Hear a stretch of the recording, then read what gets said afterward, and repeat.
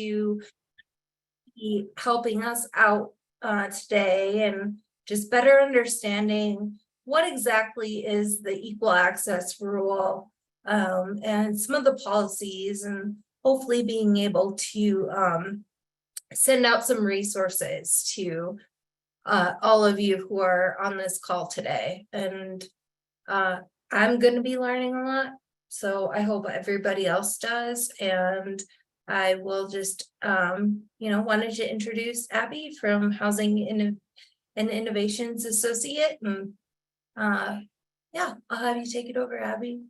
Thank you, Jackie.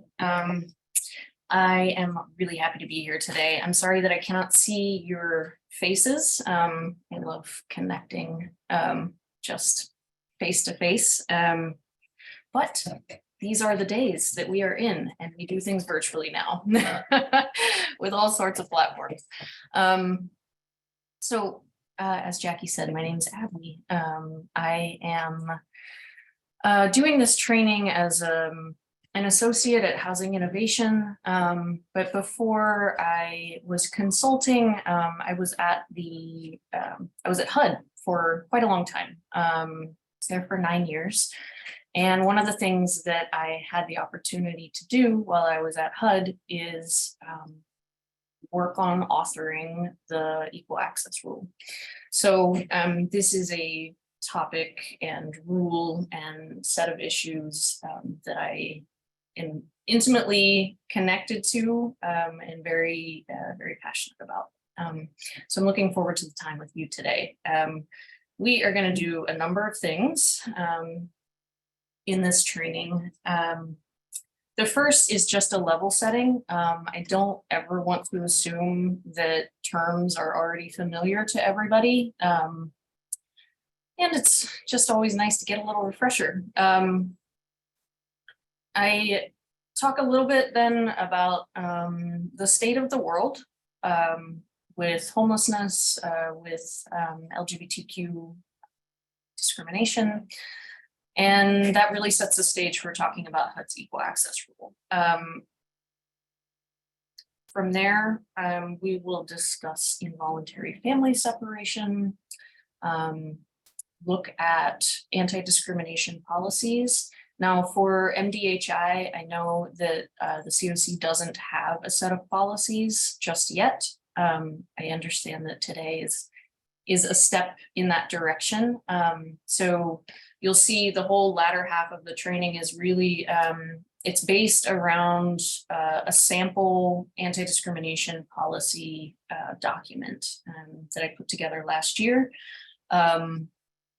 to help folks, to help providers at the provider level be able to respond to HUD's continuum of care NOFO, where they're now expecting providers to have policies themselves, not just the CoC. So I go through those, really like talk about the policy, but then I talk about practices that support the policy. And so I just go boom, boom, boom, boom, boom in that way.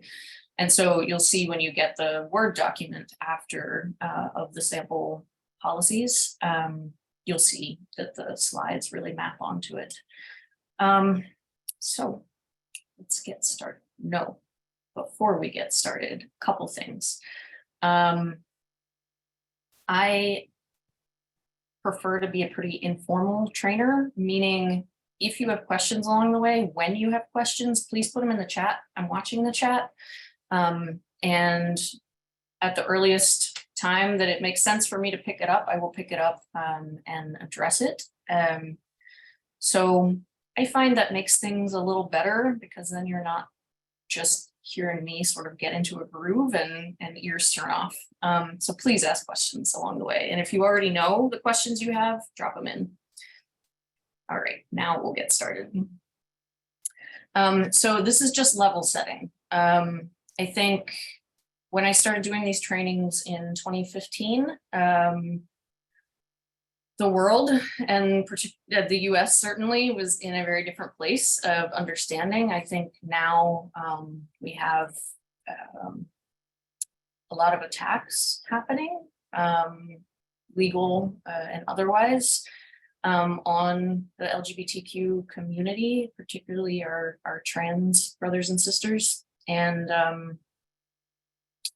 that has changed the landscape of what people understand, but it also is leading to some misunderstandings. So this remains important. I like to use the genderbread person because whenever we look at bodies and humans, I think we automatically read our perceived gender onto people. So for instance, I will use myself. If you look at me, I don't know what gender you think I might be, but I use gender fluid to describe myself, meaning I'm sort of like hanging out in the gray and a little wavy. Some people say non-binary, and there are a lot of terms that people use to describe themselves on the gender spectrum. I think the important takeaway here is that gender is a spectrum. It's not just at the poles. So I'll talk about that a lot during this. But this is really to tease apart some things that sometimes gets clumped together and then thus misunderstood. So I'll start with identity. It's pointing to the brain because gender identity is what each of us know ourselves to be in our minds. It is clear in one's mind what gender they are. Now, sometimes that can get complicated by what people on the outside are telling them, like, no, you're not a boy, you're a girl. And I know you're a girl because the doctor said you were a girl when you were born. But that person knows that they're a boy. That is gender identity. And the difference between the sex that somebody is assigned at birth, where there are only two options that people are given at birth, male, female. When the gender identity that you know yourself to be is different than that sex assigned at birth, that's when we start looking at terms like transgender, non-binary, potentially. But trans is it's the difference. Now, that doesn't mean that everybody who holds a different gender identity than the one they were assigned at birth identifies as transgender. But it is generally an umbrella term used to describe that experience. Similarly, cisgender. Cis means same. That is generally used to indicate when somebody is assigned sex at birth and their gender is aligned with that. So same. But the important part here is that sex assigned at birth is different than gender. And so the identity is what you know. The expression wrapped around the genderbread person, the expression is how you express to the world your gender. Expression's tricky because I might express myself in a way, but you may perceive me as something else, as someone else, as some other gender. So gender expression is, while it is something that we all put on, and that's everything from speech patterns like depth or highness of voice, the way we wear our hair, the clothing we wear, the way we carry ourselves. Those are all elements of expression. But expression is not identity. And expression also does not, it's perceived by other people through their eyes. And I talk about perception a lot because a lot of times we make decisions and we make assumptions and judgments based on our perception, which is colored by all the biases that we have in our minds. So assuming that people are straight until they tell you that they're gay, that's a way of perceiving through a bias, right? Assuming that somebody is a gender before they've told you what gender they are, whatever that perception is, is likely, well, not likely, it's definitely based on a set of assumptions that we all have in our minds. I have them, you have them. The important part here is that identity is understood by the self. I know my gender identity. There is no way that somebody else can know my gender identity. So perceived gender identity is not a relevant basis to say this is your gender and or not. Talk just a bit about sexual orientation as well. So sexual orientation, of course, none of this can be teased apart completely. Obviously, gender plays a role in sexual orientation. Just by fact of if I identify as a particular gender and I am attracted to a particular gender, there's a name for that, right? If I identified as a woman and I was attracted to women, I might identify as a lesbian. Being gender fluid, I identify more as pansexual, pan-all, meaning the gender doesn't really matter. So there are lots of different terms that people use to describe attraction. And it is not the same as one's gender identity, but hopefully with those examples, you can see like there are some connections between, but they're not the same thing. What else do I want to? Yes. So this concept of transition, again, I will talk about this multiple times throughout. I think right now we are hearing a lot about transition and hormone replacement therapy and gender affirming care. And I would like to reel us back from the onslaught of news I think that a lot of us are getting about the nature of transition. I think the national conversation right now makes transitioning from one gender to another, or simply coming to the realization that the sex that you were assigned at birth is not actually the gender that you are. That process of transitioning is mostly social.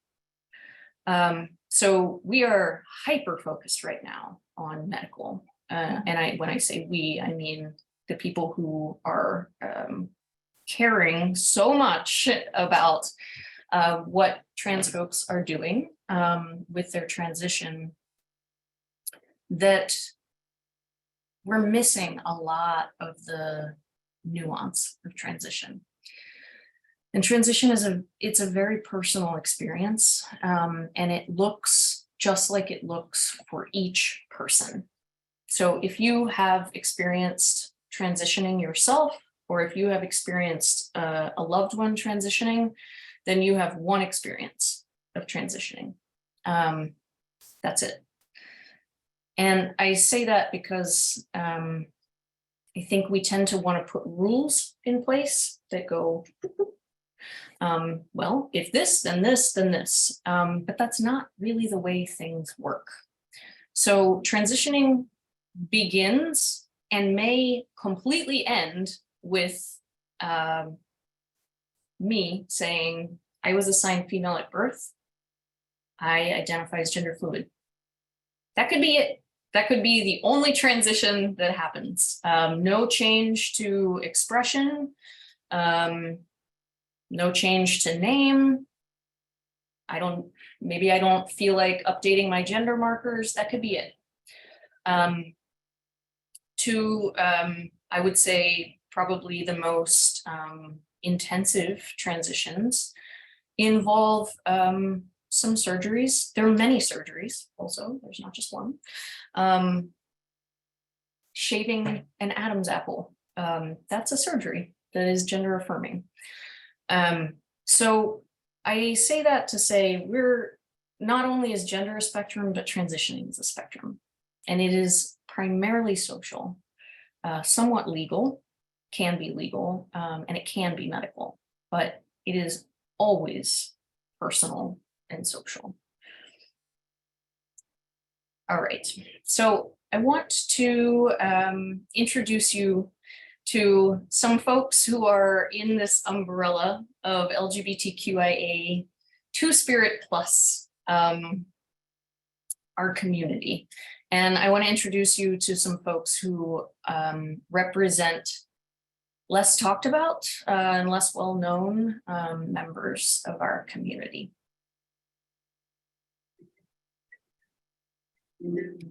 Intersex describes a person who doesn't fit the typical definition of male or female. I have XY chromosomes, but typical female genitalia. I'm a girl who has testes and XY chromosomes. I identify as a queer, gender non-conforming intersex person. I identify as a Black intersex man. Intersex is not new. It's been around since the beginning of human existence. I mean, there's probably even intersex dinosaurs, if you think about it. Transgender has to deal with your gender identity, whereas intersex has to deal with your biological characteristics. Often intersex people get surgeries that they don't want, and transgender people have to fight for surgeries that they do.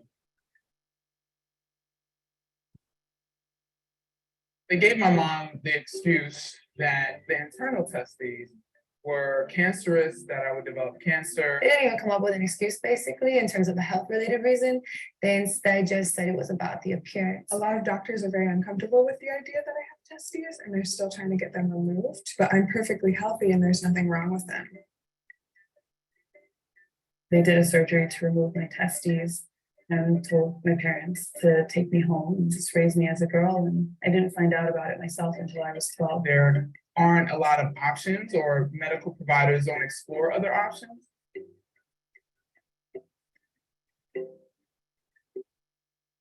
My mom would put me in dresses and she would be like, "Oh, aren't you so cute and you're so pretty?" And I'd be like,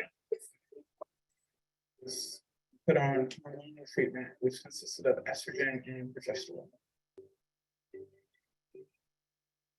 I just wanted to belong. I wanted to fit in. I didn't want to be different. So even though I knew something felt amiss, conform.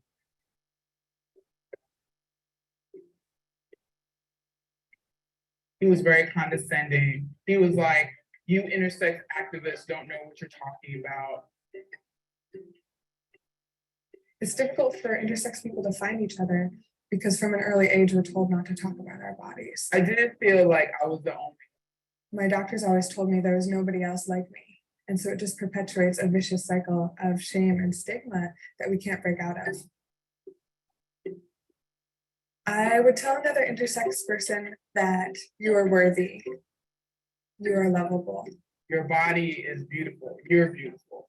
Intersex people don't need to be fixed. There's nothing wrong with them. I know you feel like you might not be able to get through this. I know you might have really dark thoughts, but I want you to know that meeting other intersex people and finding a community or a support group can be one of the most important aspects in your healing process. When we're out there, we're out here, we're here. And I just hope you can find us.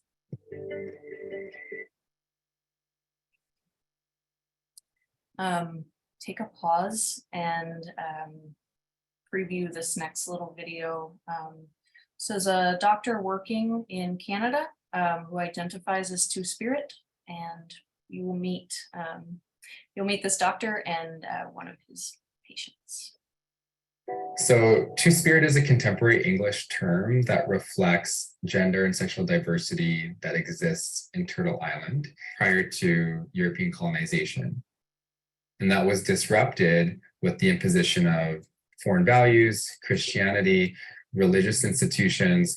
And what happened was Two-Spirit people were suppressed and killed, and the teachings around that went underground to protect them. Whereas now it's, I would say, a very different environment for people who are growing up, but still very scary, I would say, for Two-Spirit trans youth in rural Alberta. Good to see you, Janet. Good. So why don't we go over how long have you now been on testosterone? For 1 month. Okay. So what have you noticed? Voice. Yeah, it's a lot deeper. I'm listening. I've noticed a better state of mind. Yeah. Calmer. I played soccer, boys soccer over the summer. My coach had to fight for me so I could play in the boys soccer because I didn't want to play with the girls. Because when I was in grade 7, I was outed by this one girl. Everybody was talking behind my backs. Everybody was just mean and cruel. So I started taking her. I got her into counseling and put her on medication to try and help her. But because she's identifying more with the male dominant side, the testosterone has made such a difference. Ever since she started seeing Dr. Focus, finally, this kid is happy, you know. Gender dysphoria is a combination of many factors that include someone feeling that their physical body and genitalia and body parts are misaligned with how they feel inside. It's something that is persistent for at least 6 months, impeding their life. It's something that somebody strongly desires the physical characteristics and attributes of the opposite gender. Those are kind of the things that I look at when thinking about starting hormone therapy. And when we look at two-spirit trans people or trans youth, they have the highest risk of suicide of any group. And that's one of the reasons why I do this work, is it helps to at least lower that and helps to protect young two-spirit gender diverse people. All right. I have the links embedded here so that you can watch the whole video. It's a very nice watch. Sierra, thank you for correcting me that Turtle Island is North and Central America. And Rebecca, I want to respond here. It's of course okay for you to share with your staff. Yes, I will send PDF slides, and all the hyperlinks are live when I send it. And I hope you share it with your staff. I want to address Rebecca's question about whether this sort of concept of separating gender from sex, if that would one day be applied to race. I think it's an interesting question. Race is entirely socially constructed. And so race and racism are connected to the ways that we perceive others and the biases that we are taught about what skin color, what hair means about somebody. And so I think that the discrimination of folks who are trans, of folks who are non-binary, of folks who are not white, it is a lot based on perceptions. And I will talk again and again about perception versus self-understanding. So I think I will leave that at that. Certainly cannot speak to what might one day be applied to race, but I think understanding the underpinnings of isms, racism, transphobia. These are based on learnings that we are taught. When you find children playing with other children, they do not lead with any of the phobias and isms that we get taught along the way. So I think that's a good place to think about a way to be and a way to teach others to be. So I am gonna keep moving here, sorry. I just wanna touch on a phenomenon that is happening right now in the US. It's new in the last couple years, and it is having impacts on our field. If you look on the left side, and all of this is coming from a delightful legislative reporter named Erin Reed, and she has a Substack called Erin in the Morning that I follow, and it's very helpful for telling me what's happening in the US. So on the left side, from December 2022 to May 2023, you can see here, this is an anti-trans legislative tracker, and it's looking at state legislation that is being pushed in different states, and it shows the shifting nature of what's happening right now. In a nutshell, what is happening is that some state legislatures are saying, we believe that trans people have the same rights as others, and we are going to guarantee that that is the case by passing sanctuary laws, they're calling them. So if you look, Colorado is in the blue. It is a sanctuary state. And other state legislatures are pursuing bans on gender affirming care.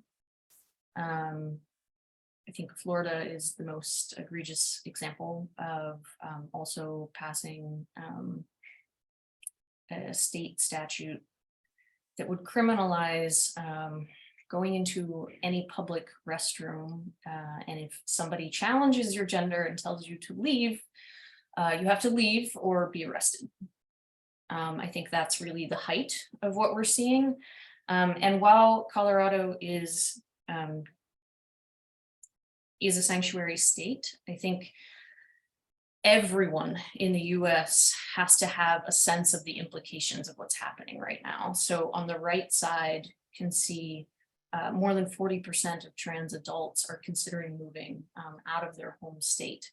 There has already been, and Aaron Reed also reported on this, estimates of 160 to 230,000 people have already left their home states and moved to other states.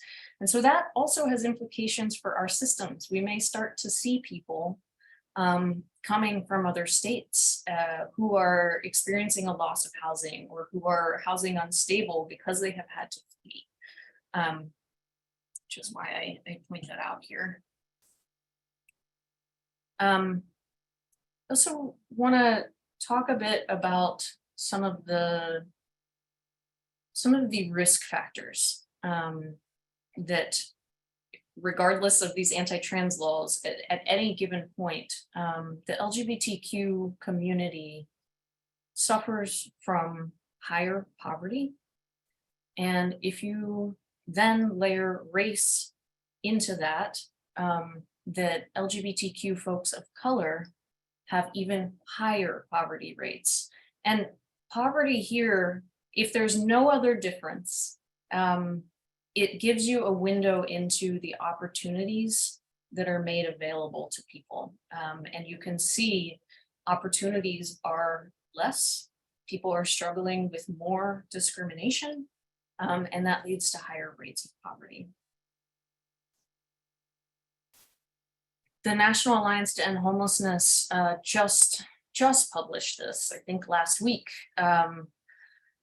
showing HUD's analysis of gender data and the differences and disparities between trans, non-binary, and gender questioning, and then cisgender folks experiencing homelessness. So let me just read this out for you.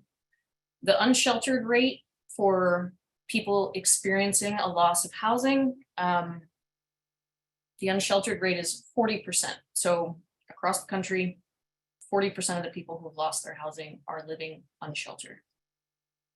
If you start to look at gender identity layered in there, trans folks, non-binary folks, gender questioning folks are all unsheltered at even higher rates. And as we talk today, some of that's going to make sense why that is the case. There are, when you think about why and how somebody makes the decision to access services, it is such a personal decision, and it is based on one's own sense of safety and security. And as long as the street is the safer option for somebody, they will choose the street from a set of very limited options. And so I think our job as folks who are stewards of the system and stewards of individual programs, it's our job to make sure that what we are providing and what we are offering press the safety and security mark for people, so that when they're faced with that decision, they feel confident in choosing to access services, because we have done our work to make that possible. So why are protections necessary? Before I talk about the equal access rule, I think we all know that shelters can be very scary. And I would say, I would go out on a limb and say they are scary for almost everybody who accesses them. For LGBTQ folks, the fear is ratcheted up. So there's a transgender survey that the National Center for Transgender Equality does. And in that, they found a very high percentage of people are not only assaulted on the street, but are also assaulted and harassed in shelters by clients, by other clients, and also by staff. So that is the situation, and people talk to each other. When they've experienced a loss of housing, you find others in that situation, you get the details on what's available out there and how safe or how unsafe it is.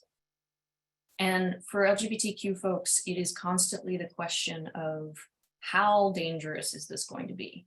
There's always danger and risk involved in going to a shelter. How bad is this going to be? So that is the context that I want to lay for talking about HUD's equal access rule. HUD's rule, it first was passed in 2012. And at that time, just to give you some historical context, the Fair Housing Act contains provisions that prohibit sex discrimination.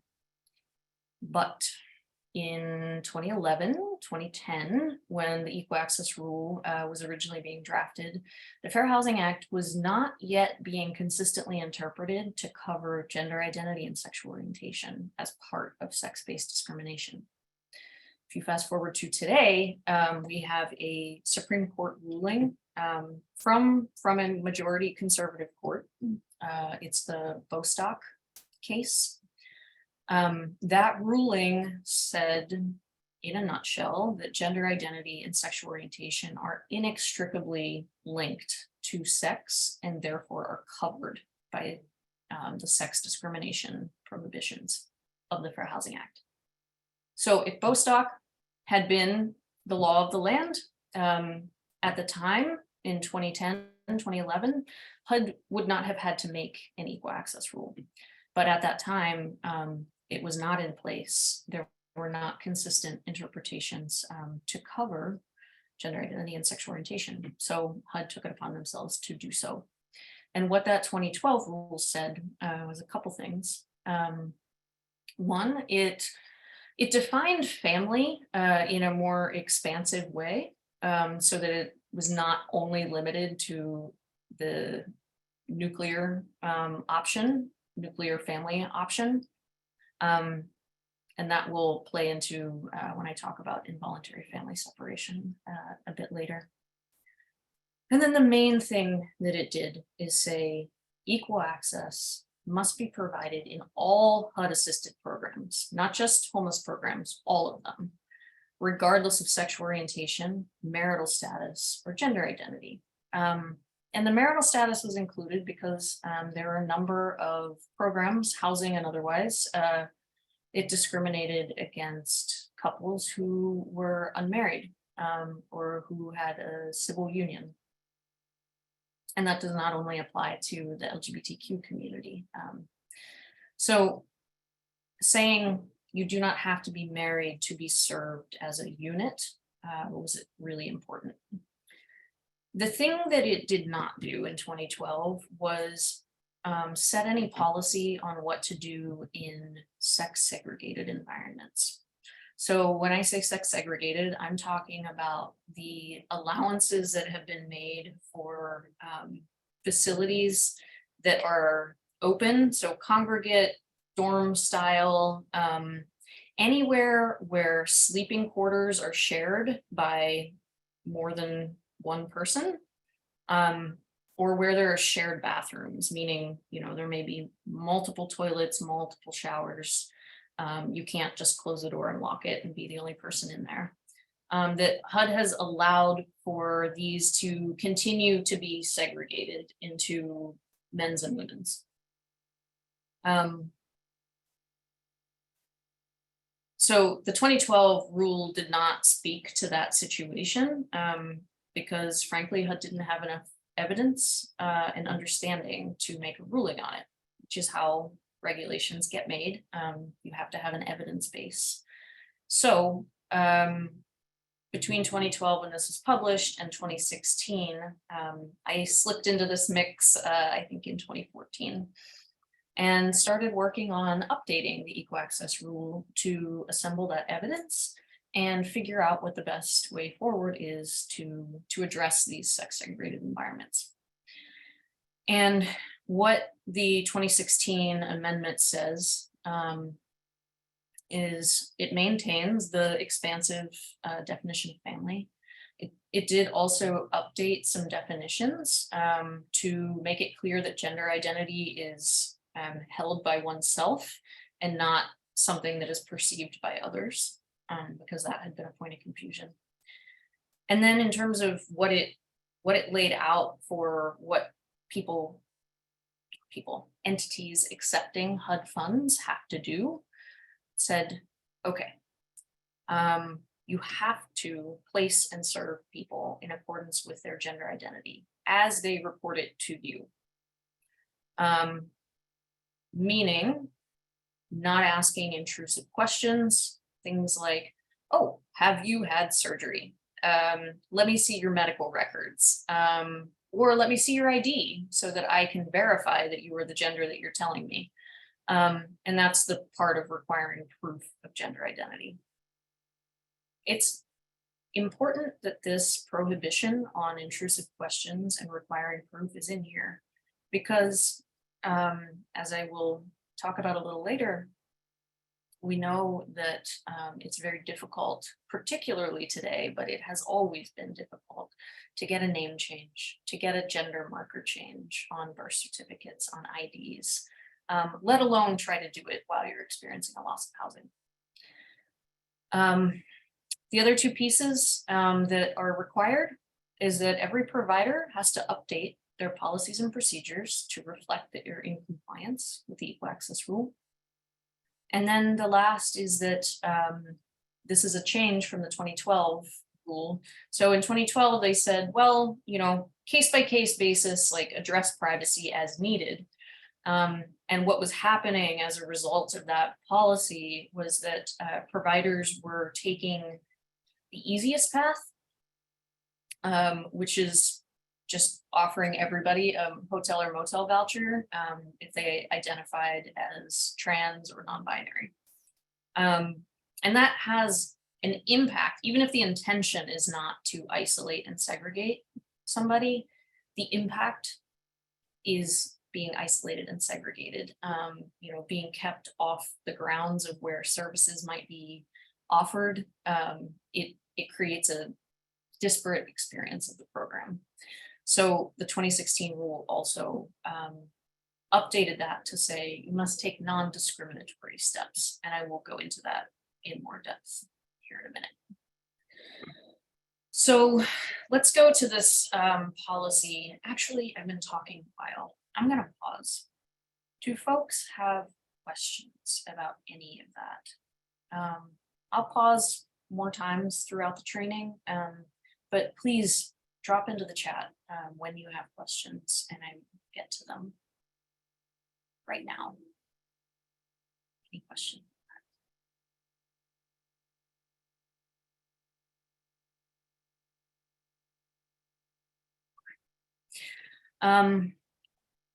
As I see them come in, as I said, I will stop and address them. So there is a policy that HUD has mandated that says if projects serve any families with children, they must serve all families with children.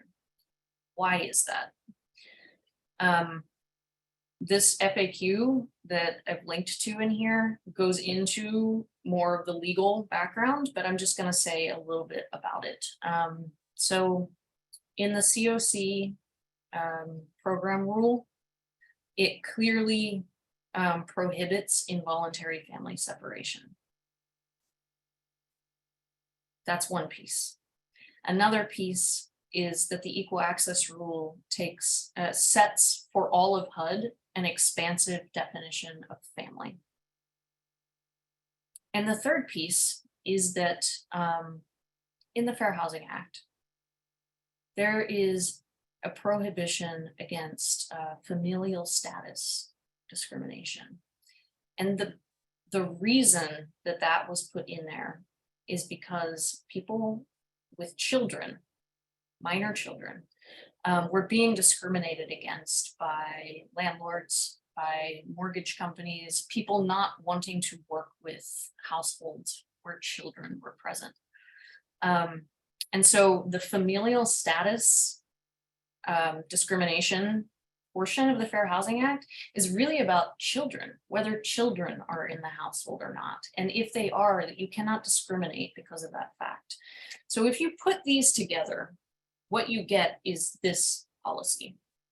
So if there is a family with children, that is a single mom, that is a single dad, that is a couple, same sex, opposite sex, otherwise, all of those configurations are families. And so if you have a family program, it means that you have a all family program. Now this applies when children are present. When children are not present, it does not apply in the same way. So programs are still permitted to make their own decisions about whether they can serve couples, whether they can serve multiple generations, as long as everybody's over the age of 18. But when children are present, you have to serve all configurations. And that includes if there are boys who are over the age of 13, those are children. And so that is a household with children, that is a family, and they must be served.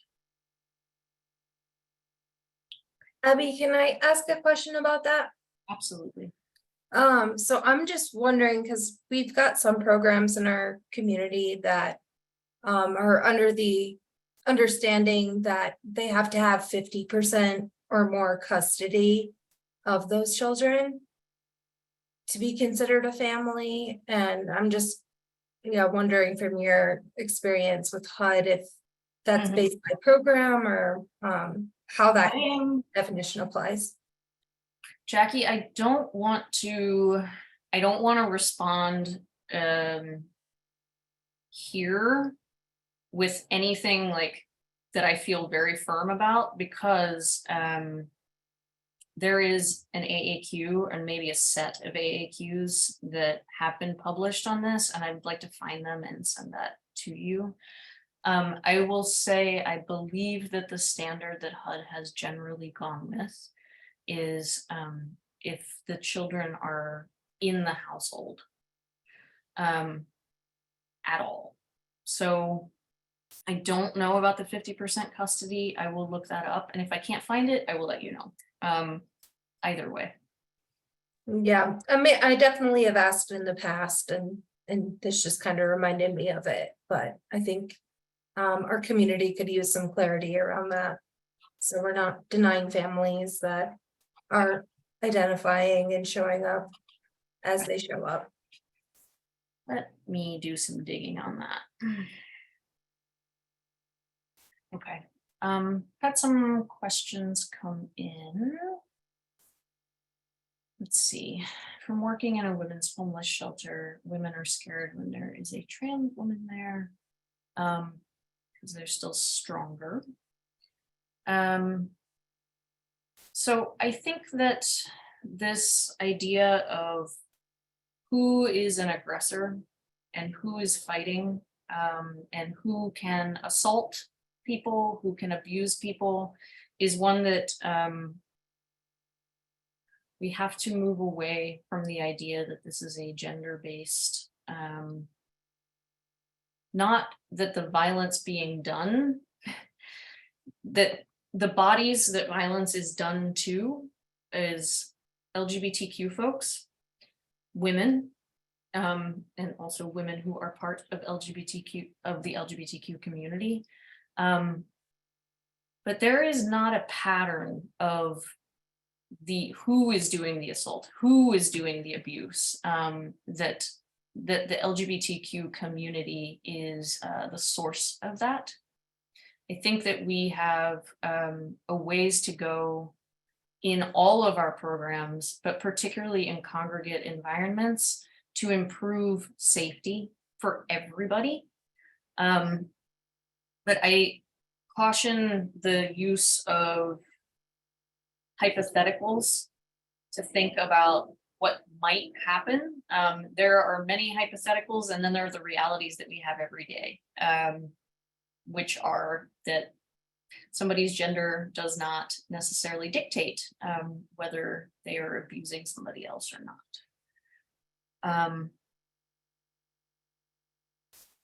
I see another question here about the best practice. I am going to address that, Sheila, in just a bit later. And this gets back to the non-discriminatory steps. So I will definitely talk about that.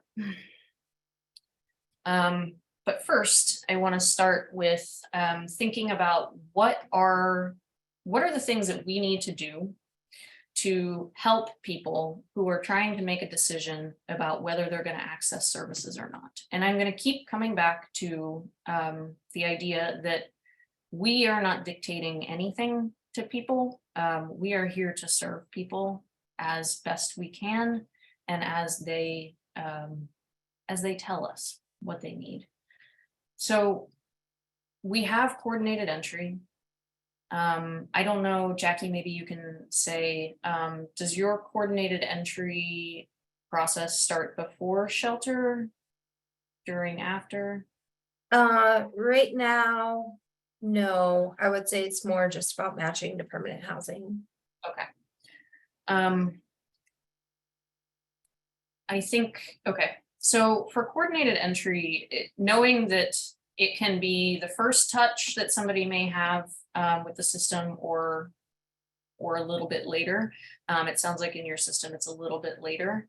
So I would say here, maybe say for coordinated entry purposes, but also if there are other ways that people are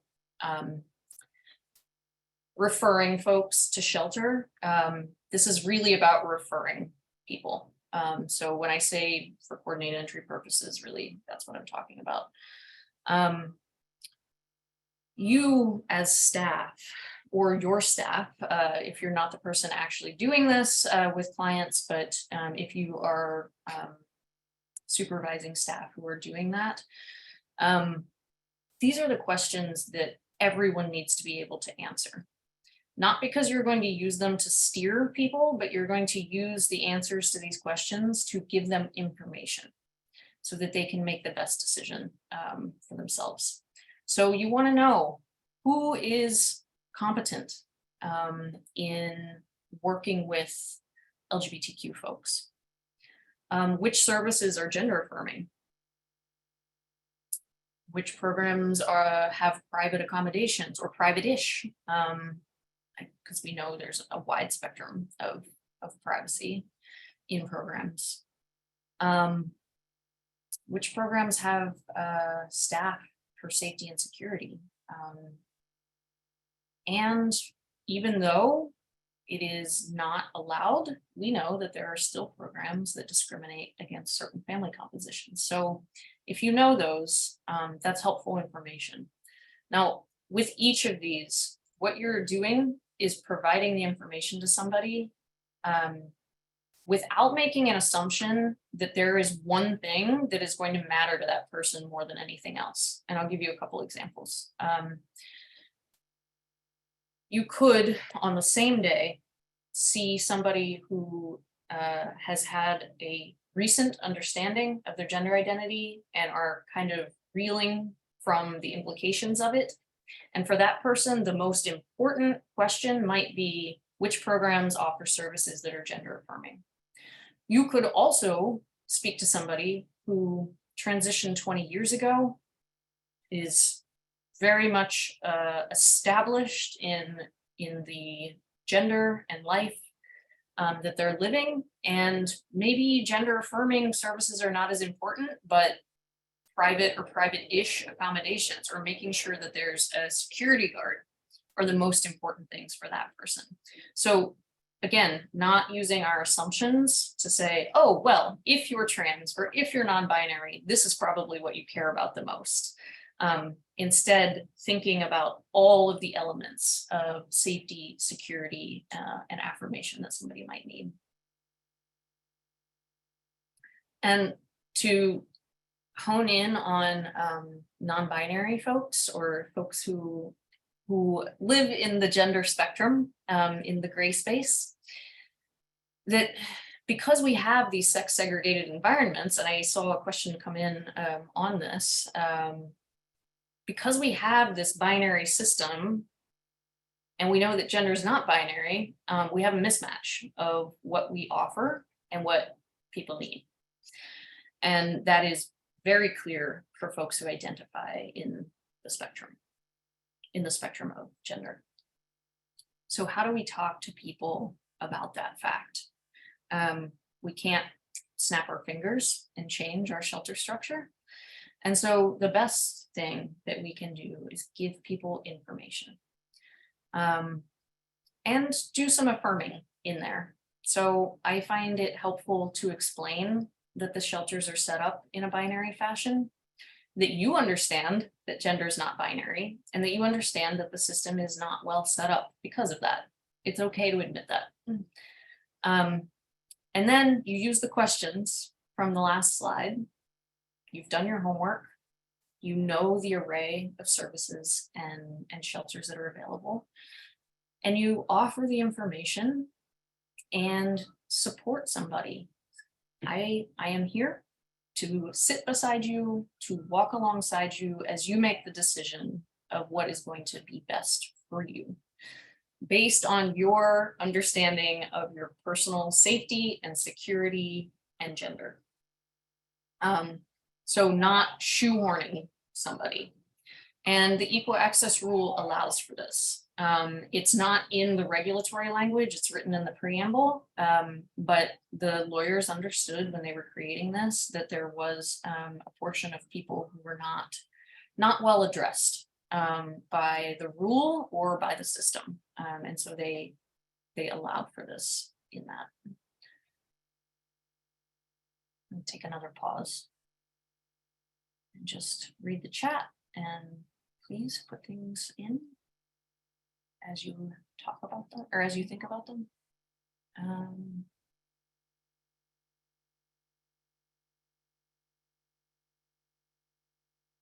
So Lynn brings up a really complex and a little heartbreaking of situation. So congregate shelter that is for people identifying as women, and they're struggling with trans men. Trans men, by definition, would have been assigned female at birth, but identify as a man, but feel that I'm guessing probably the men's shelters feel dangerous to them. Lynn, please write in if I got that wrong. And this shelter for women is struggling to say no to these trans men, and I very much understand that. The problem and limitation of the equal access rule is that it is set up for equal protection under the law. And equal does not always mean that it's going to be the best solution. So what we are left with the equal access rule is for folks that clearly identify on the binary. So that includes trans men and trans women, that they're to be served by a shelter that is catering to that gender. That creates problems. It creates complications because there are many reasons why people feel unsafe in shelter. The thing that we can do within this regulation as it's set up is ensure that we have safe spaces in our shelters. And also shelters do not have to be just for one gender or the other. Most of them are, but they don't have to be. Clearly, there are other considerations that you need to think about in opening a shelter to all genders. But with the increase in number of people who are understanding that they do not fit in a binary, we're going to continue to have this unmet need and continue to have a need to update our programs to better serve people. But right now, as it stands, the only provision in the equal access rule is for folks who don't identify on the binary to be able to choose where they go.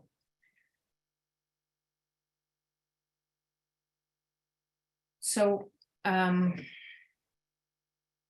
coming back to policies. The rest of this time, the next hour that we have here is going to be going policy practice for each one of these. Please continue to write questions in and I will bump over to them as we go. So some of this may feel redundant, but these are points of policy that you all want to have in your policies and procedures.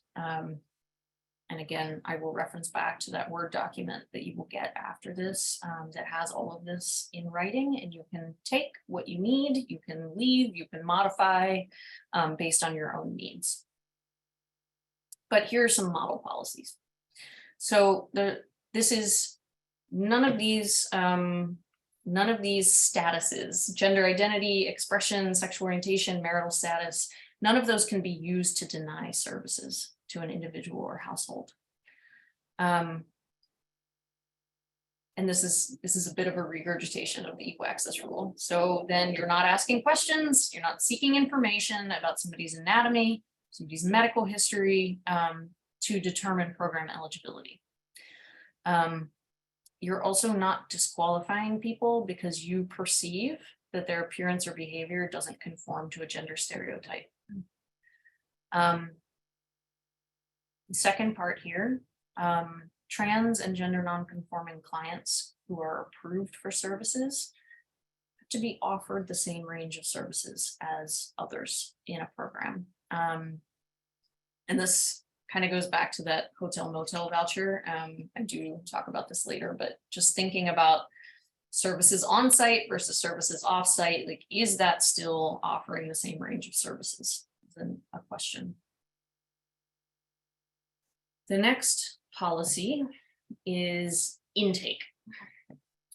So when doing an intake, you have all of the questions that you have to ask to put into HMIS, one of them being gender. Clients report their own gender to you. So you never assume what gender somebody is.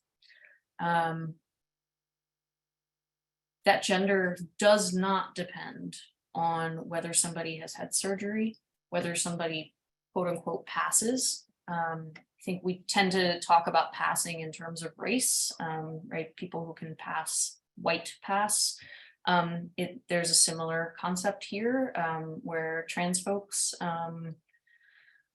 may pass as cisgender, The point here is that perception and passing are not valid criteria for whether you intake somebody or not.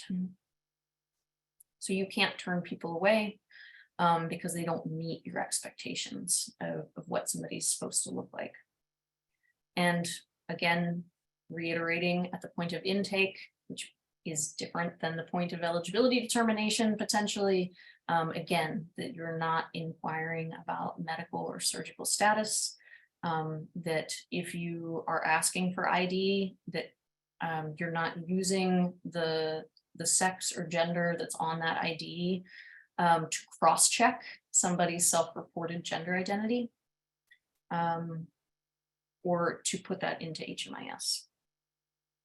So what does that look like in practice? I have here the gender question in HMIS with all of the categories. I want to walk you through what will be in place until September 30th, and then when they change on October 1st, how it will work, and some of the why behind this. So the current gender element was already updated from the one before. And what we have here is the option to check or circle all that apply. That's really important because that is part of allowing people to fully define their gender for themselves. So if I was doing this, I might say gender that is not singularly female or male, but you can also select female. And I'm making that choice because falling in this spectrum, not on a binary, makes it difficult for deciding where I want to go.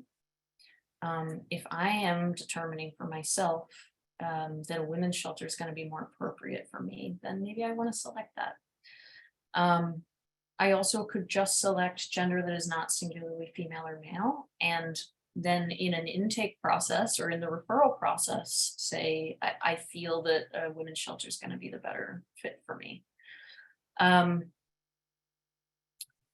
So there are some issues with the way this gender, with the way these categories are set up. First, that they use female and male. Female, male are sex categories. So those are the sexes that people are assigned at birth. Gender is the more gendery term. I don't have another way to put it. Woman, man. And so it's not conflating sex and gender. So if you look on the right, woman, girl if child, man, boy if child. Why do we have this girl and boy if child? Because girl and boy have been used in racially derogatory ways for a long time, to put somebody down, to say you're less than. And so this is an accommodation to say, like, okay, man, if you were a child, yes, boy is appropriate, but we don't just want to put man/boy here, because that could be really offensive if misused.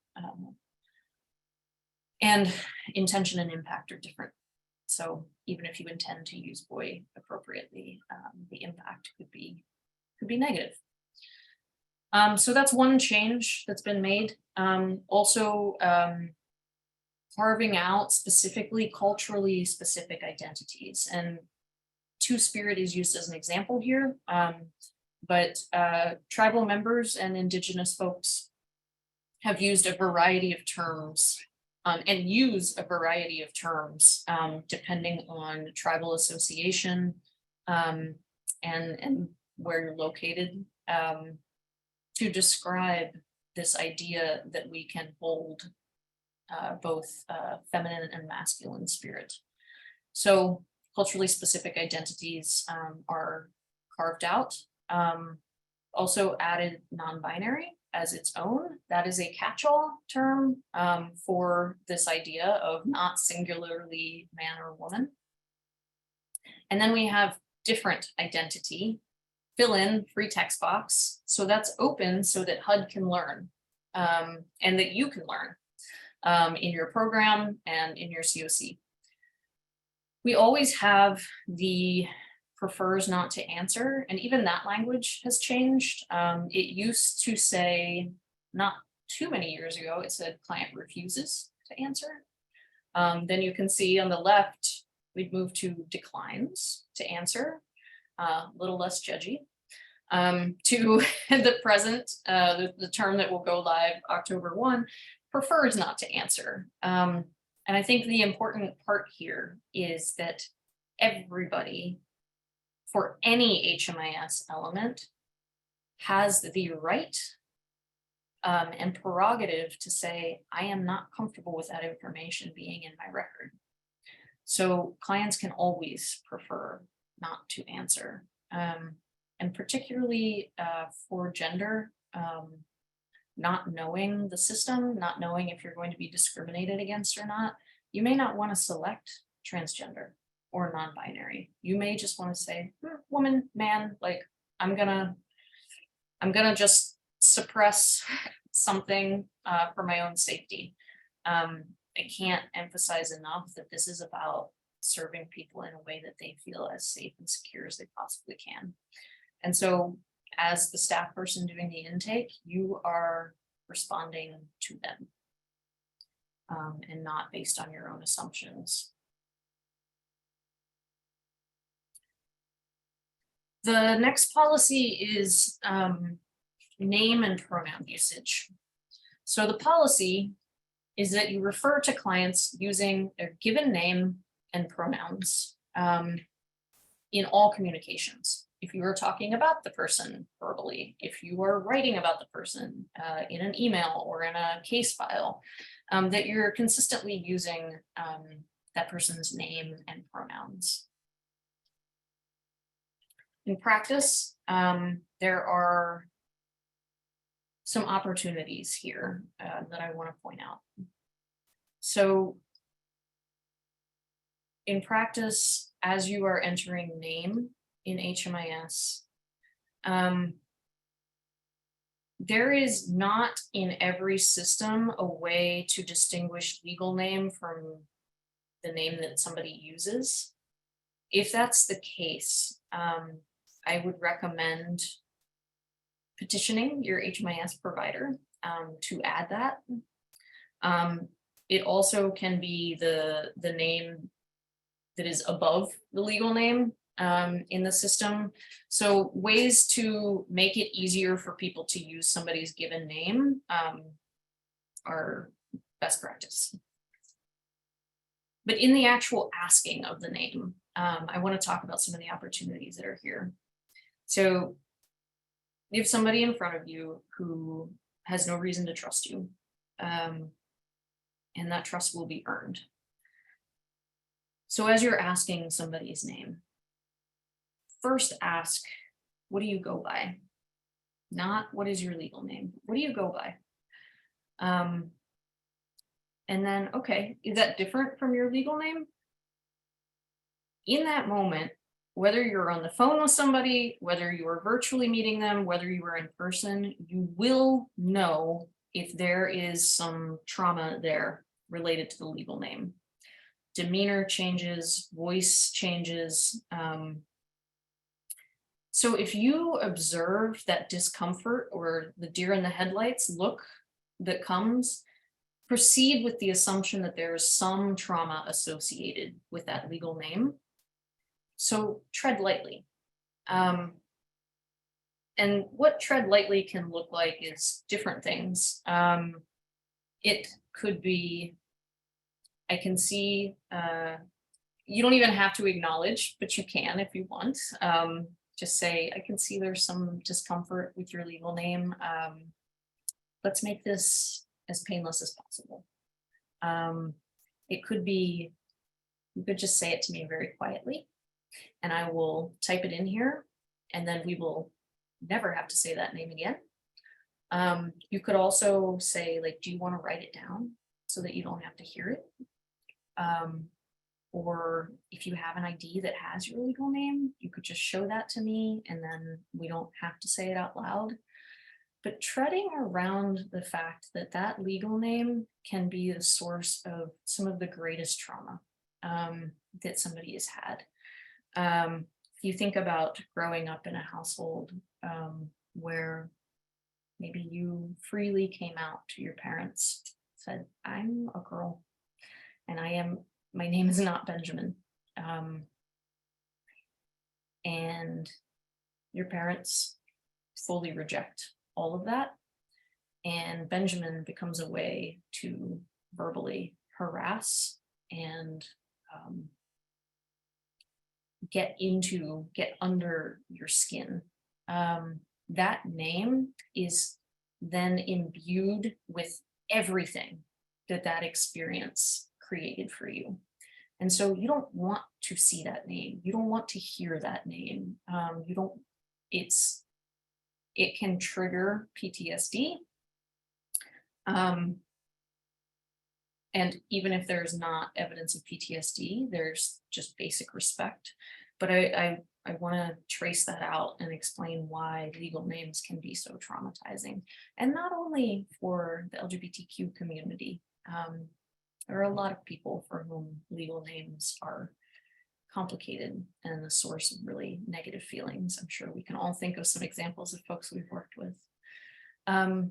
So that's an opportunity for you to tell that person, hey, I see you, I'm paying attention, and we are going to be sensitive with this, and we're gonna hold your trauma with care.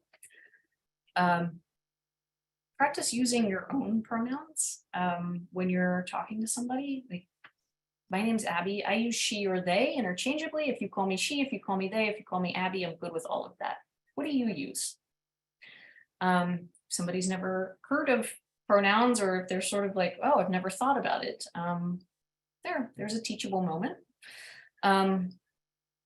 The other opportunity that you have here is to let people know if that legal name is a source of trauma for them, and if you're in a state where it is possible to do a name change or a gender marker change or both, that you can use this moment as a time to say, hey, would you like to update your legal name so that you don't have to have this conversation again? Obviously, that depends on whether you and the program that you are representing is able to do that work. If you are, that is a life-saving opportunity. Why is that?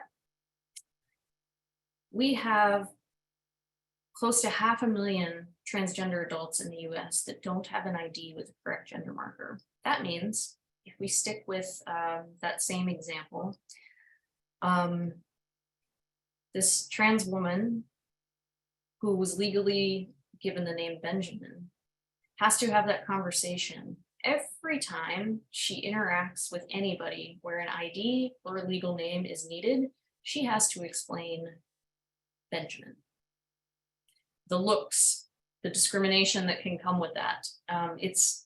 It's debilitating, and it leads to people avoiding services of all kinds.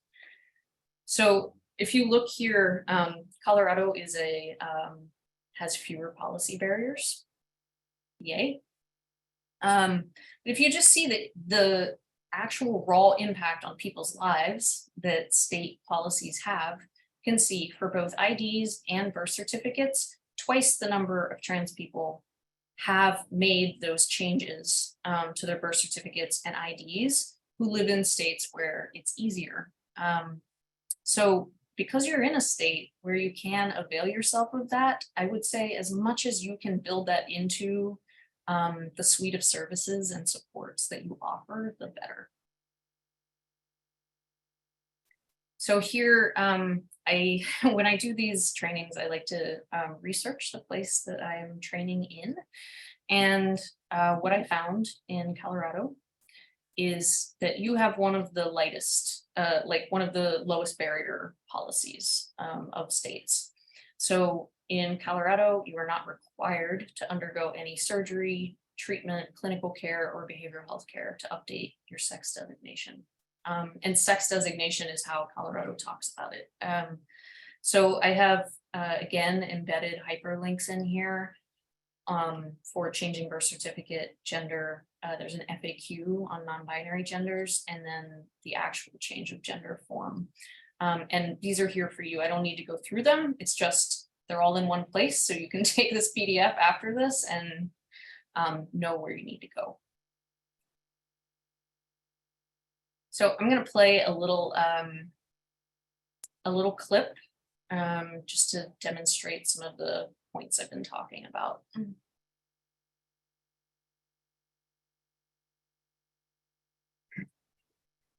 Josephine Ramirez. Josephine Ramirez. Can I help you? Yeah, you called Josephine Ramirez. Yes. That's me. I go by Joe, so I prefer to be called Joe. Really?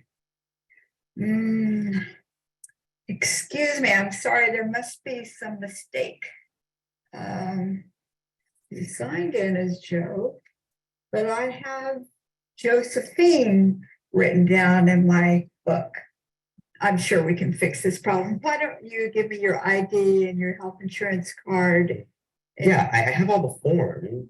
Oh, you downloaded them from our website? Yeah. Okay. Is this your legal? Okay, we will be using your legal name in the medical records.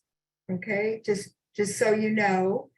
And I'll talk to the office administrator and see if we can't fix this. Why don't you just go ahead and have a seat? You can keep the other forms. I don't need those, but the nurse can go over those with you. Woo! This scenario makes me sweat with discomfort every time I watch it. Throw in the chat, where did this very sweet receptionist go wrong? And I say sweet because I don't think that this person had ill intentions. But I think what we can see here is the impact. So, Regina, she did go wrong from the very start, yes. So maybe don't shout names across a room. We could start there. If you haven't met somebody before and you have a lot of people, start with last name. She was very stuck in her own perceptions. And I think that this is a good example of, it's not bad intentions. This is somebody who is ignorant. And I use ignorant in the true sense of the term, not stupid, not dumb, but ignorant. She did not understand what was happening. And she could not look at the person in front of her and say, oh, okay, this is not Josephine. And the idea of, and she says, there must be some mistake. Poor Joe only feels like the mistake right now. He has, and I'm gonna say he, but I don't know what his pronouns are. He feels like the mistake. So she kind of hangs there for a bit, like, oh, there must be some mistake. We need to figure this out. Every one of those statements is just drilling further into Joe about being the problem here. And so if you run into this situation, if you find yourself making this mistake, apologize and keep moving. Because anything you say after just a simple, oh, I'm sorry, that's my mistake or my confusion, every sentence you utter after that is about you and not about the person in front of you. We feel bad, and so we want to say a lot of things. I was picked up by cab driver last month, and he said, okay, sir. And I turned around and he said, oh, ma'am, oh, I'm so sorry. well, it's your short hair. And, you know, I just thought, and he just kept going and going and going. And that just makes you feel worse and worse and worse on the receiving end of it. And so just simple, sorry, let's keep going. So folks are asking about last name. So I would use a first initial and last name. So say, whoever's here with the first initial A, Miller. You could use that.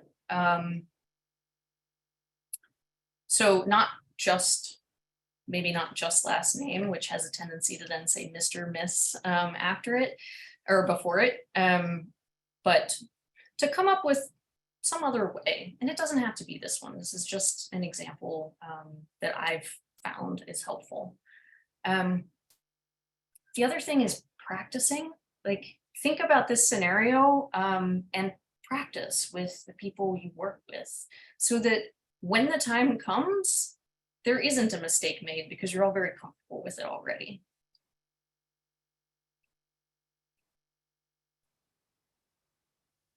I want to see. James, thank you for saying, make sure we don't judge the receptionist by their age. That's easy to do. So I think one of the things that is really important for everybody doing this work is to have curiosity and openness and grace. We're all starting at different places. I didn't know that my gender could be different than the one that was assigned to me until I was well into my adulthood. I think Gen Z has a very different outlook. They have a different landscape that they're aging into. My parents struggle with pronouns. They're in their late 70s. This is something that doesn't need to become us versus them. This is a moment for us all to see each other's humanity, to be curious, to be open, and to try. And I agree very much with what you're saying, to not judge somebody, James. I don't think this is about judging or demonizing. This is about recognizing that we're in different places and not making anybody feel bad about that for being in a different place. But also creating the circumstances for people to be able to respectfully address a more expansive group of people than maybe the group or groups that they grew up around, that they have worked with, that they have been exposed to. So thank you for that. Let's look at the policy on confidentiality and privacy. So this one begins with all clients have the right to privacy. This is back to clients always being able to say, I don't want that in my file, or, you know, I don't want to answer the gender question. I don't want to answer the disability question. So what does privacy mean here? First, that somebody is allowed to say no. And second, that if they do provide this information, that you're not sharing it without that client's direct permission. So this last sentence here, if necessary, staff may share client's preferred name and gender pronouns to ensure that others are respectfully addressing that client. So confidentiality and privacy does not remove the option of you doing that. What this is saying, the crux of this, is that you're getting the client's permission. So in that moment when you're asking name, when you're asking gender, you're putting it into HMIS, you're doing the intake, you're also making sure that that person is getting a release of information and that you are getting their informed consent to use their information with others. So that person is going to give you that consent or not, based on, again, how safe and secure they feel about releasing that information. So if you can explain, hey, this is why I want to do this. I want to be able to tell people that your pronouns are they, them, and that you go by Benji. So that we're not, you know, having to have you experience that trauma over and over again. And if you explain that, then quite likely you're going to get that permission. So I actually think I just talked about all of these. Be transparent, just going through. Always affirm that your responses will not affect the services that are provided. And if you can affirm that the agency is committed to providing a safe and respectful space, tell people that. If you don't feel that, don't say it. Because misrepresenting how safe and respectful a program is setting somebody up to be in an unsafe situation with incomplete or inaccurate information. So if you can't affirm that your agency is committed, which I know that there are agencies that are not committed, affirm that you are. Don't go past the boundaries of what is accurate. But to the extent that you can say that and mean it, that is a very helpful point to make there. And again, do not ask about medical history. That is part of privacy. Physical accommodations, this very straightforward, that folks are given access to bathing and sleeping facilities that are in accordance with their gender identity. What does that mean for practice? It's a little more complicated. And it goes back to this, what I'm talking about with affirming that an agency makes safe and respectful spaces. There are things you can do to create a feeling of or a perception of safety in your facility. You can put up posters like this True Colors United poster. You can have other things that clearly communicate all are welcome here. There are, you know, the safe space symbols that can be put up. You can have anti-discrimination printouts posted like, hey, if you have a grievance, this is where you go. All of that helps. But if at its core, those things are not true in the practice of the program, then they are harmful to have up. So I think about physical accommodations in practice as moving through doing the work that you have to do to make sure that you actually have a socially safe space. And then you can signal to others that it's a safe space. So if you are running a shelter where none of the staff have been trained on LGBTQ competency, folks do not know how to address the needs of people, they don't know how to ask questions about names and gender, then don't put up materials that say that they do. I think I had a provider ask a couple years ago this question that stuck in my head, which is, how do I earn the right to put these things up? And I think that's a great way to frame it for ourselves.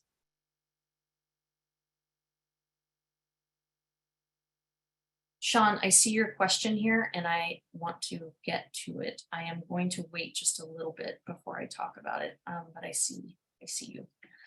I want to talk about reasonable accommodations before that. So back to the equal access rule saying you must take non-discriminatory steps to address privacy concerns. That's what this is all about. So we understand the concept of reasonable accommodations, right? People request them and people request accommodations and we make accommodations that are reasonable.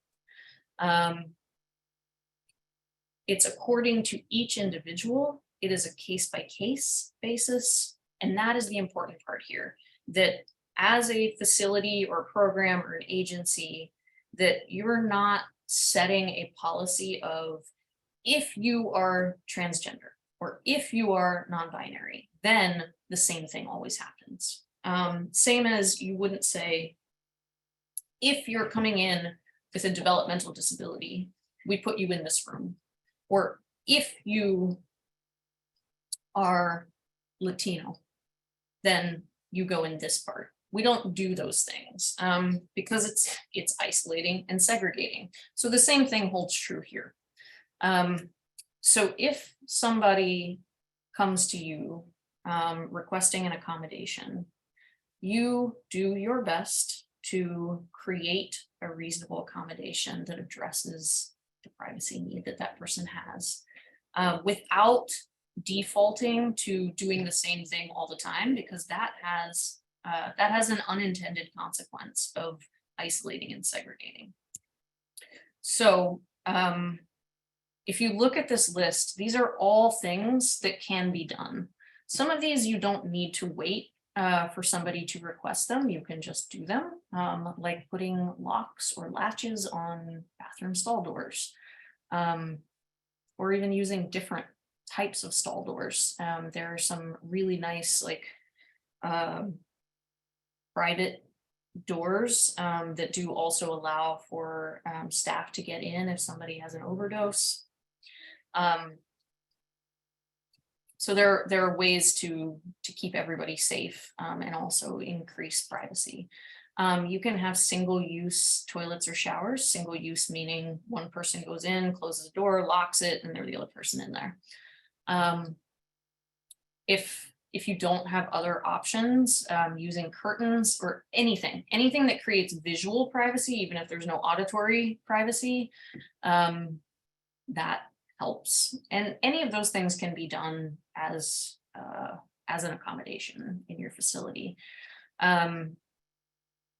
You can also set up alternative schedules to use bathrooms and showers. I think about privacy as a combination of time and space. You can modify space or you can modify time. Along with the alternate times to use bathrooms and showers, monitoring the entrance exit to make sure others aren't going in during that allotted 20 minutes that somebody has for a private shower.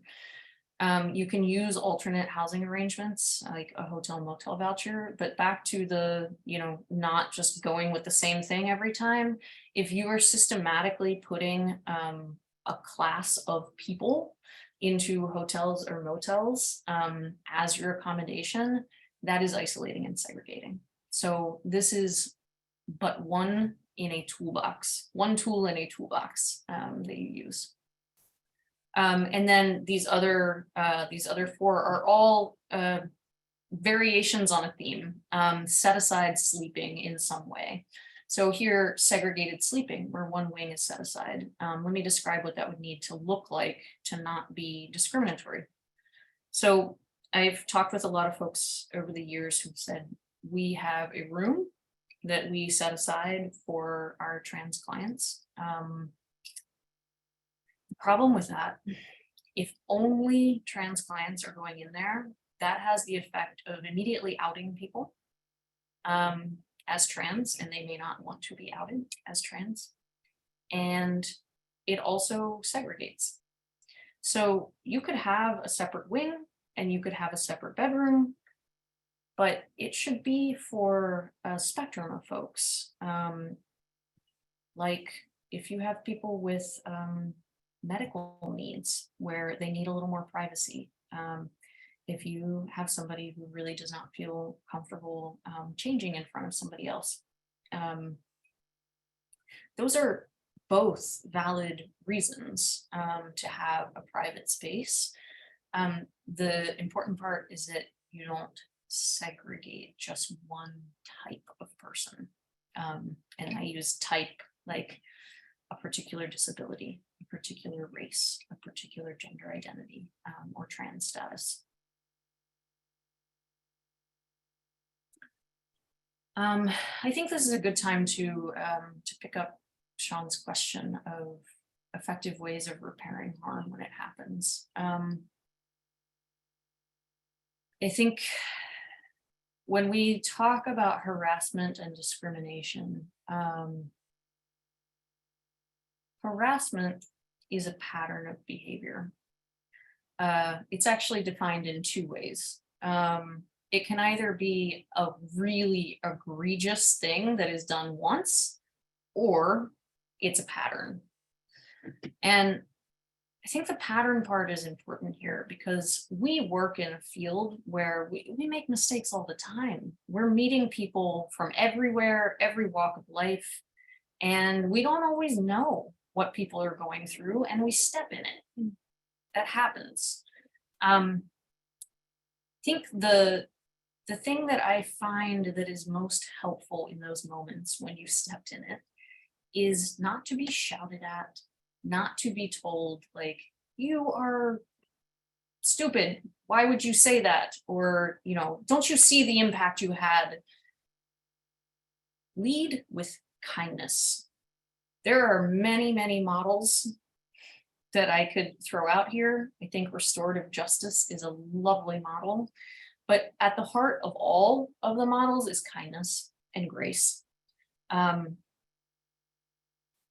if those two elements are in place, working on systemic oppression does not then become a swirl of demonizing and judging across lines that have been drawn in the sand. Now, there will be people who are not interested in working on oppression or not interested in learning. And that is when this policy comes into play. So this policy is talking about a couple different pieces of harassment and discrimination. At the moment, when the incident occurs, that it makes it to a staff member as soon as possible, and that staff are taking immediate action to ensure the safety of the client. Now, that would be any client. Here, obviously, we're talking about LGBTQ and trans specifically clients that are being harassed. That harassment can be committed by a staff member. It can be committed by a supervisor. It is important that the administrators of these programs have fail-safes or loops to make it to a grievance process that isn't then also staffed by the person who could potentially be doing the harassment or the discrimination. So there has to be a way that if you're a staff person and you're witnessing your supervisor do something harassing or discriminatory, that you know where to go. And that is an administrative function. And the last is a statement that any refusal to work with a client based on any of their characteristics, that is discrimination and should result in disciplinary action. In practice, I am a big fan of participant agreements. They give programs a chance to lay out, this is what we stand for, these are our values, this is how you will be treated, this is how we expect you to treat other people. It gives everybody a leg to stand on. So if somebody says, hey, listen, I came in here and I signed this thing that said that I had to be respectful of people and that I would be respected, that's not happening. And on the other side, if somebody's not holding up their end of the bargain of this participant agreement, that staff can say, hey, do you remember when you said that you would respect everybody just as you are being respected? It allows you to get ahead of it.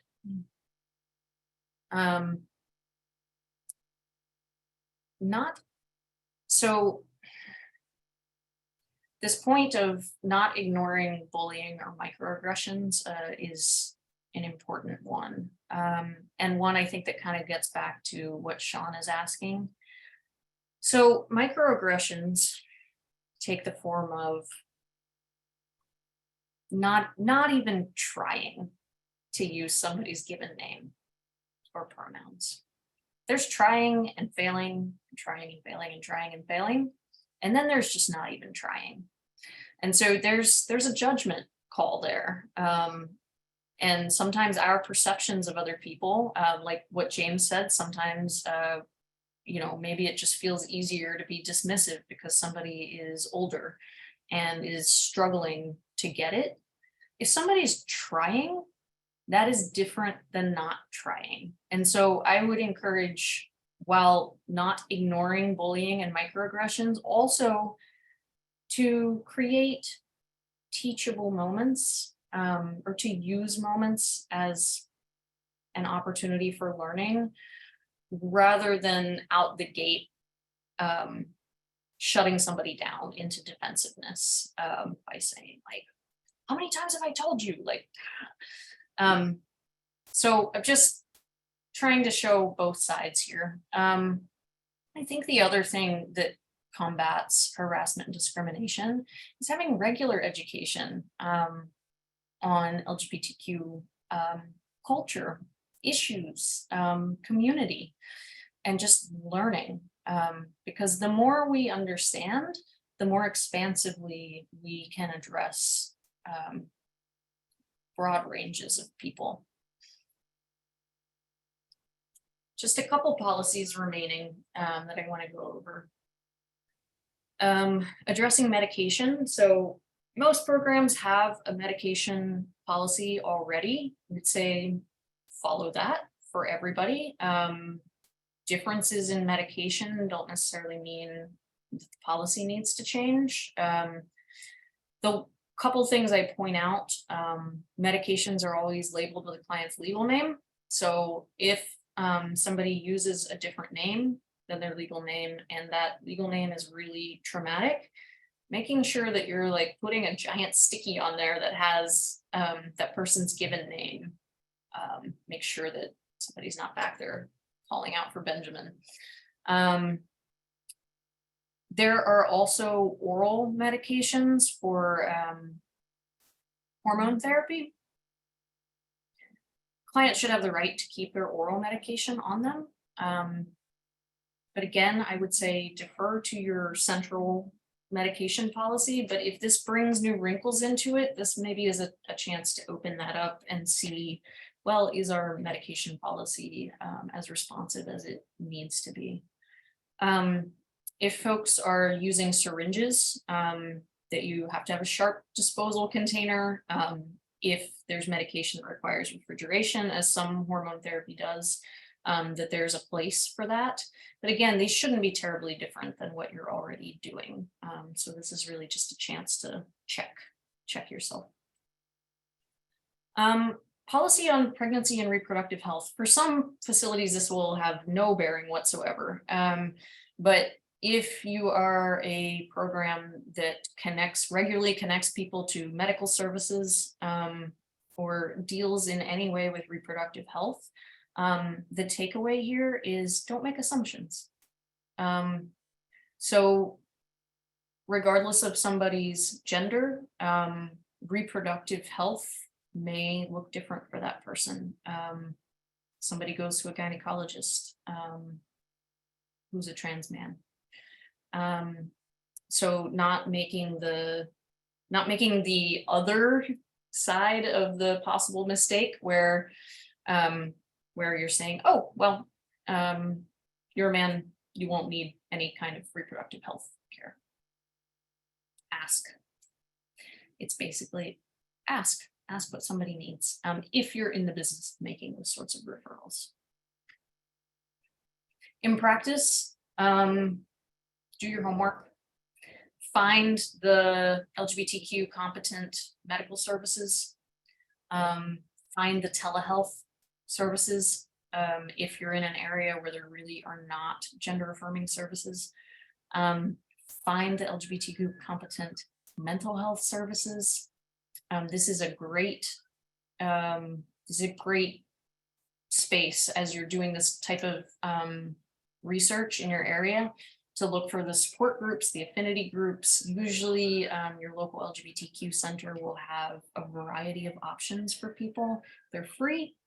And they can help people get connected into a community in a time that is particularly unrooted for them.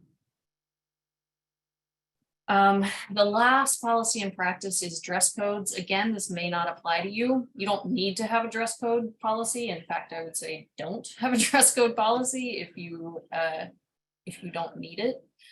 But if you do have one, try to make it gender neutral. So if there's something about like exposed midriffs or like not having a 3-inch pair of pants or skirt, that you just say like, if it needs to be a certain length, it doesn't matter if it's shorts or skirt or whatever, and it doesn't matter who's wearing it, just that, here we don't expose legs. I don't know, it seems like a bit of a ridiculous example, but that's what's in my mind right now. Okay, that was a lot. We have 10 minutes remaining. I would love to hear in the chat where you believe your programs have the most room for improvement. Are you at the policy stage? Maybe you're past the policy stage, but you still need more standards and guidelines for your employees.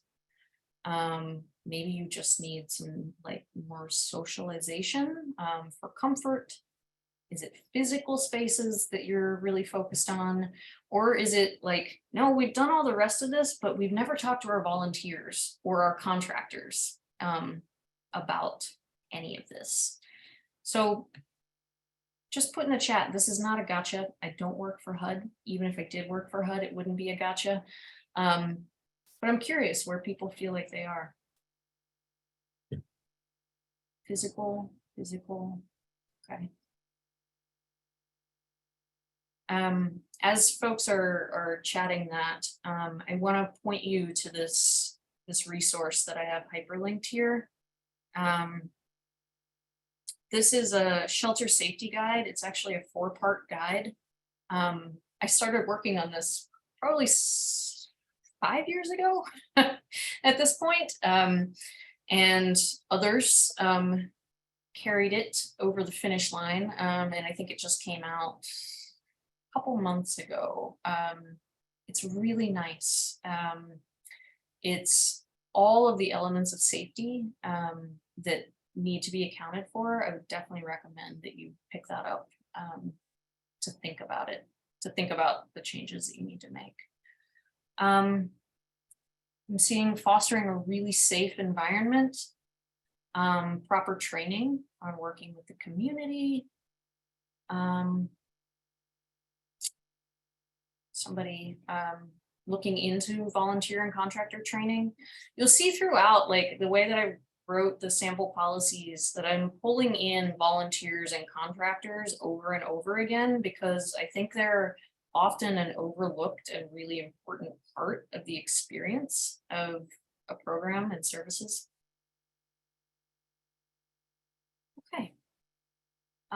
Please continue to marinate on this question. I am just gonna show a couple final slides that are really just resources for you, as is this entire training.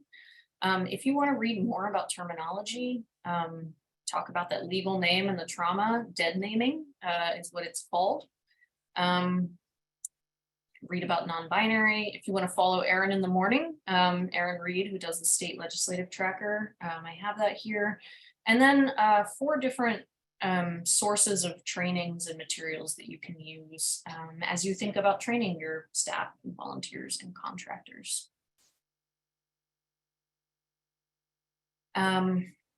This slide is Colorado and Denver specific.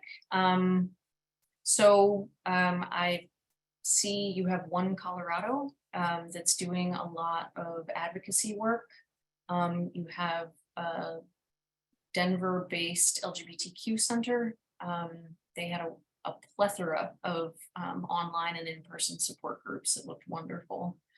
Oh goodness, I still have a Georgia link in here. Apologies, I will fix that before I send the PDF slides. There's a Denver Anti-Discrimination Office fact sheet that you could print out and hang up. And then just getting familiar with those other links that I talked about already on state laws and how you can change things. So again, just for you, where you can file complaints, you've got the federal option. The Fair Housing Office is consistently processing complaints for gender identity and sexual orientation related discrimination. So you can always go there. You also have your state level anti-discrimination, and then you also have the city level. So you all are rich in anti-discrimination complaint options, which is lovely. Make sure you and your staff and your volunteers and your contractors know about these, but also that your clients know about them, because they don't necessarily want to come to you to make those complaints. We have 6 minutes remaining. I would love to take some questions. If you have questions, and I will just stay on here until we hit the time. I'm just looking back through the chat. Jim, I just want to validate that with more turnover in staff. I'm seeing that all over the country, that staff turnover is really high right now, even higher than usual, which is high. So yeah, it's really good to have these perennial trainings built in. Sheila, I see talking about providing clothing and asking in a binary way. I love that you're thinking about updating those.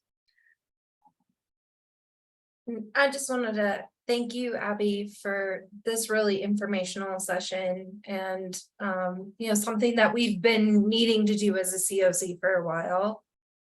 So just looking at everybody in the chat too, and hearing the things that they've learned from today, like it was a great training, and just appreciate you. And hopefully we can, do some more of this stuff for our CoC network.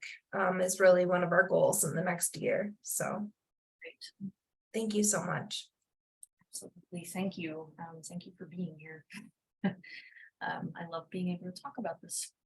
I want to see what Lynn had to say. This is not a HUD question, but do you know what's being done to change how correctional facilities address these issues? I do not, Lynn. I don't even know enough to speculate. I know that it is a huge problem.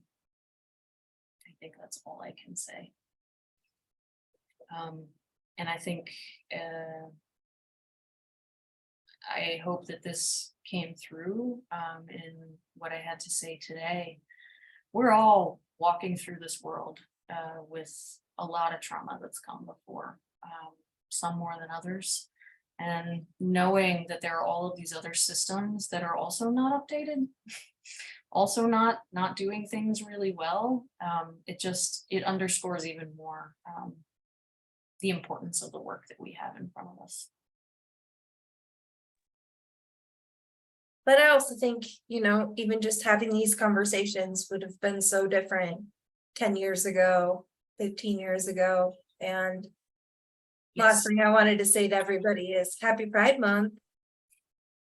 Happy Pride. Thank you.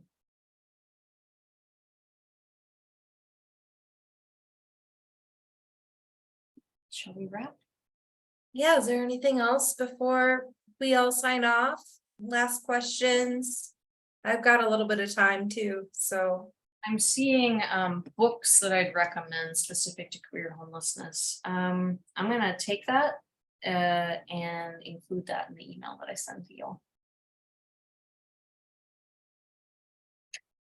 All right, and Abby, do you want us to send out the slides afterwards, or? Sure, I will send everything that I talked about to you and Kyla, and then. Okay, perfect. And we'll get those out to everybody, and let's keep the conversation going, because I think we all learned a lot today.